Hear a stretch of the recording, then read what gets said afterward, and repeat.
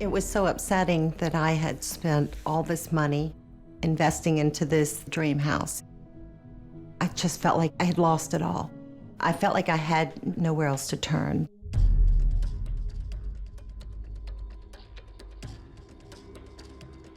Well, when Carol first called me, she seemed pretty distraught.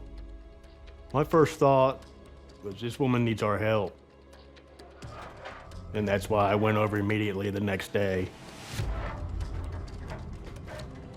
When I first got to the house, Carol proceeded to give me a tour of the home.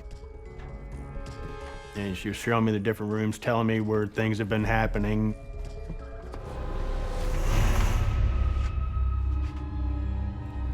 After Carol had gone downstairs, I see this black mass just swoop down alongside of me.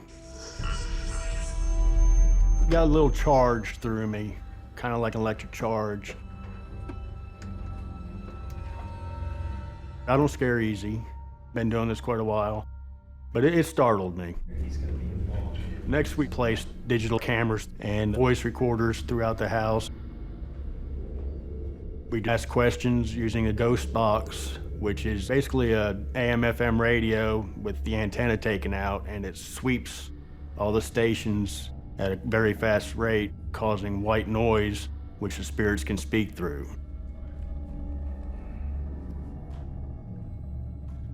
Stephen asked, who is attacking Carol?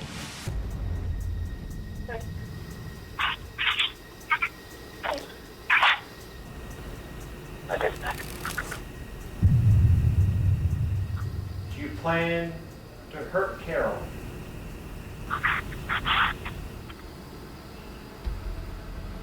I was like, holy crap.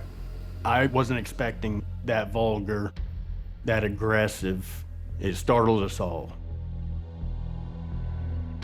I've never dealt with demons until this case, but the voice that we captured sounded evil as all get out.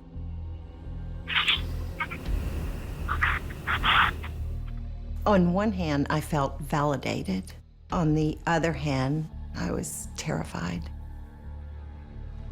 My team couldn't help her. This was way more than we were equipped to deal with.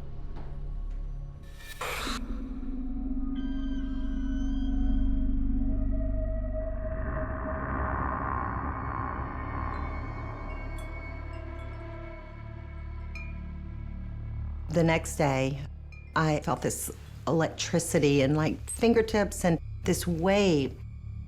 And I thought, could it possibly be under my skin? So I put my phone on record.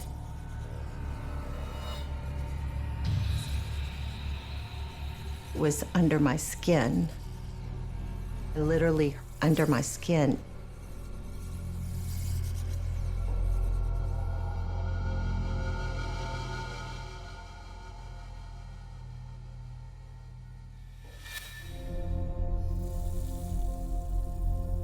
I really thought it couldn't get more terrifying. I knew at that point I needed help. The only thing that was left was to research exorcisms. I found Reverend Bill Bean, and I contacted him immediately. His first response to me was, "Of course I'll help you."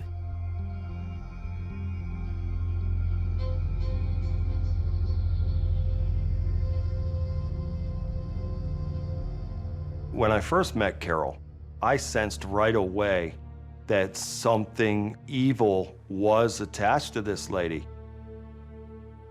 God has blessed me with discernment in knowing if someone is really having this type of phenomena going on in their life, and I certainly sensed that with Carol.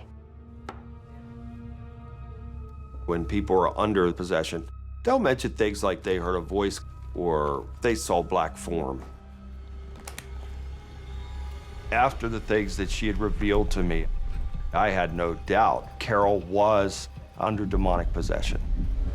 I never believed in exorcisms. I never would have dreamed that this was real, that this would ever be my reality.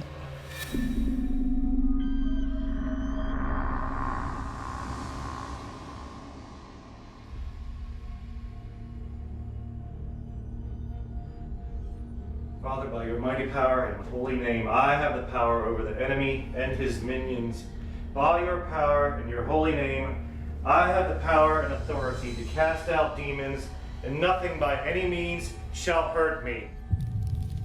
The first thing I do to perform an exorcism is say specific prayers to begin the process of binding and casting the demons out of the person. Father, by your mighty power and mighty and holy name, I have the power. It's God's power that works through me. So as a man of God, I have the right to cast out demons. I have the power and authority to cast out demons, and nothing by any means shall hurt me. I think that I just let my mind go blank. I don't remember a whole lot about the exorcism. I just know that it wasn't like what you see on TV. Over all demons and anything else that has been used or said onto Carol. A struggle was taking place. Carol did exhibit involuntary movements. Her body was trembling and shaking. I bind and break the power over all demons, curses, hexes, psychic warfare, jinxes, potions, bewitchment, pain, torment, incantations, chanting, crystals, rootworms, and anything else that has been used or said onto Carol. Leave her now. Say, leave her now. Leave her now.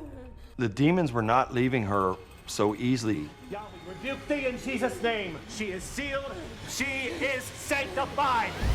She is a child of God, the Most High God. There was a high amount of agitation from these demonic entities because they were being evicted from her, and they did not want to go. Carol, stay with me. Fight, Carol. You stay with me. Come on. Stay with me. Stay with me. Eventually, the demons did show themselves, but they did not identify themselves at all. Fight, Carol. You stay with me. This is leaving you. This is leaving you. Come on, Carol. I could feel them lifting off of her. Her eyes totally changed. Her face was glowing. And it was the greatest feeling in the world for me. Okay. It was an incredible experience. I went from being terrified and hurt to hopeful and happy. It was just a peaceful letting go. It went from dark to light.